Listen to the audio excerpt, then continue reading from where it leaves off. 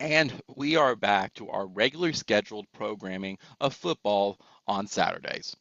1-0 OU is back home and enters their second of four straight home games, facing off against the Houston Cougars, who we last played in 2019 with a 49-31 win on our field with then newly transferred Alabama quarterback Jalen Hurts. Yes, the last time we faced Houston, surprisingly, despite them officially being members of the Big 12 as of last year and all the shuffling we had to do on schedules and out of conference scheduling because of our entrance into the SEC, was before the pandemic. It's been a hot moment at this point. Looking at Houston, well, they're not that good. They lost last week against UNLV.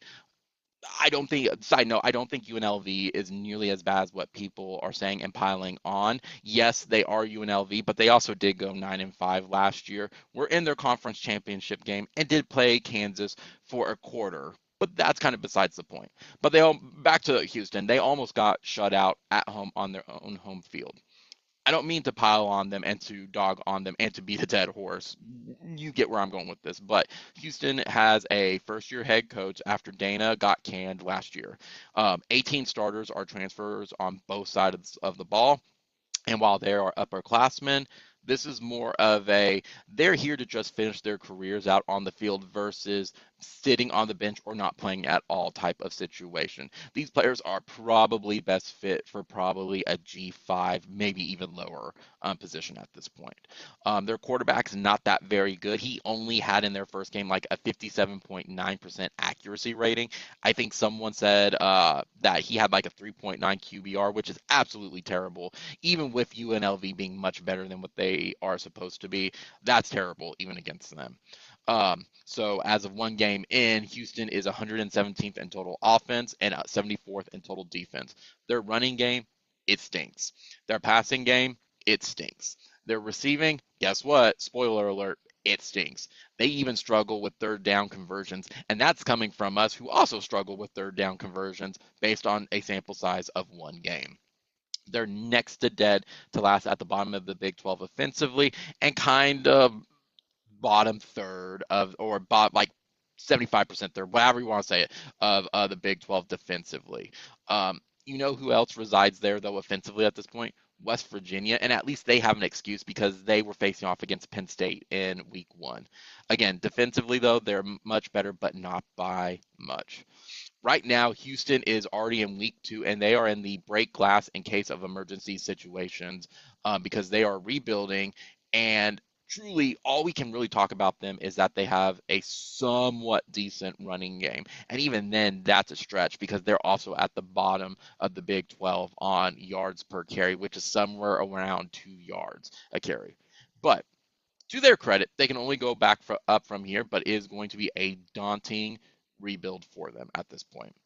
On the other side of the ball, OU comes off a victory against Temple, where we cannot be happy due to shaky O line play, wide receivers missing balls, the running game unable to get going on the ground, and general third down conversion problems. As I said in my post game, we did not pass the eye test, and currently the criticism on the team is valid. Though to be fair, I expect OU to bounce back because again, it was against Temple last week. We didn't have a high bar anyway at this point. It was not a level of competition, say Georgia or Texas level. Again, this is still all after one game. We have to go into Houston tempering our expectations, especially with key injuries still out at this point. But even then, I do think we are in for a rough few games for the rest of the year based on just my rule of thumb I mentioned in my preseason against Temple. Let's clean up that play as the clock is ticking against our first opponent in the SEC. So I don't have many keys to the game. In addition to last week, such as keeping guys rested up if they have more than just a few bumps and scrapes, as well as any lingering injuries, keeping it vanilla, getting guys reps. I really like what I saw at running back, for example, for reps, regardless of how they actually ran. And deciding who needs to be the best guy to fill the best role, and defense doing exactly what they did. I also want to address a couple more as well. I do hope to see improvement on third down conversions. I think OU will clean it up a bunch, as the O line is going to have some starters return this game. While the defense, again, is going to dictate if we win and lose games, we still have to be able to push our weight around, even if it's against, while we play very, very vanilla playbooks and it's against teams that are absolutely terrible. Again, pass defense last week wasn't that bad for the O line, but we can't become one dimensional this early in the season. Um, the O line's got to clean stuff up and establish the trenches so that way the rest of the field can be successful. The better O line play will also lead to better yardage for Jackson Arnold, the running game, and the wide receivers. But in order to do that, again, Beatenbow needs to put his best guys on the field. You still have time prior to Tennessee, but you need to get your best guys finalized and gelled by roughly the end of next week, even by the middle of the game against Tulane. Following up on wide receivers as well, we need to figure out who will replace Farouk. I don't expect Farouk back if I'm being blunt. 6 to 8 weeks is very generous, and that still puts him at the bottom third of the year. And well, will he be in rotations at this point, or will he be as good as he was prior to his injury?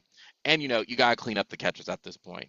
Hester and Brendan looked really bad last week, but there's time still to shake off that rust, and for others to potentially claim starter spots. Like I said earlier, I think that Anderson, Burks, Andrel, and Petaway may be the starters at this point. But there is still time for others to step up. Now's the opportunity to show out.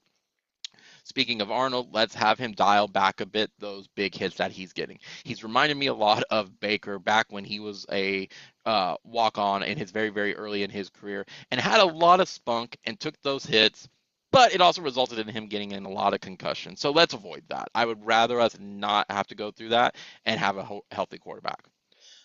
Finally, Houston is going to run the ball. It's really that's all they have. That said, let's not get cute with them. Let's establish line of dominance. Their O line stinks. Let's exploit it. Honestly, again, I'm just saying what a bunch of people have already said from the post game Temple to pre game Houston at this point, and I'm practically just rambling on. So my final prediction is OU 63 again, Houston 9, and OU easily covers the 29.5 spread and extend our W in the series to 4-1. The score, also personal note, is also being very generous. I don't expect OU to have as many turnovers as they did last week, but if Houston does, it's going to get ugly for Houston very fast. They have to play a perfect game, and even then, they're going to struggle to do anything worthwhile against OU. Again, it's not a matter if OU is going to win, but how they're going to win. Use this game as a confidence builder for the O line and the wide receivers, as well as the running backs. Just like Temple and has other YouTube commenters have said, Houston is a terrible team who is much closer to Temple than they are to Lane at this point. Reusing my joke from last week, I think the SEC network and or people trying to get the limited edition tumbler cups are going to give up, are going to have more difficulties than what this Houston team is for OU. Even with our former Sooner comrades from the previous administration, McClellan and Morris on the roster, they will have absolutely no impact on the results of this game. They are a completely undisciplined team with, at times, shades of OU 2022 concerning the depth at this point. As a reminder, until guys are healthy and back, there's going to be struggles, there's going to be frustrations. So please temper your expectations, keep them low, and don't fall prey to knee-jerk reactions. Both things can be true that they didn't pass the eye test and that they can only go upwards from here based on the talent on the roster. I hope everyone enjoys the game today and enjoys the, hey, throwback uniforms. Again, don't forget, if you're wanting one of the limited edition cups, simply get them early. They're $60, and even then, they sell out extremely fast. If you're staying home for the game, though, I would consider going if you can, as tickets on the secondary market are somewhat between $25 to $45. Remember, it is on the SEC network. Even if you have ESPN Plus, this is an additional subscription that you need. So despite me thinking you're not going to miss much, again, have all that figured out before kickoff if you're going to watch the game. Otherwise, guys, that's all I got for this week. We'll see you in the post-game video. Boomer Sooner, guys. Only one? Let's go beat up on the Danger Kitties.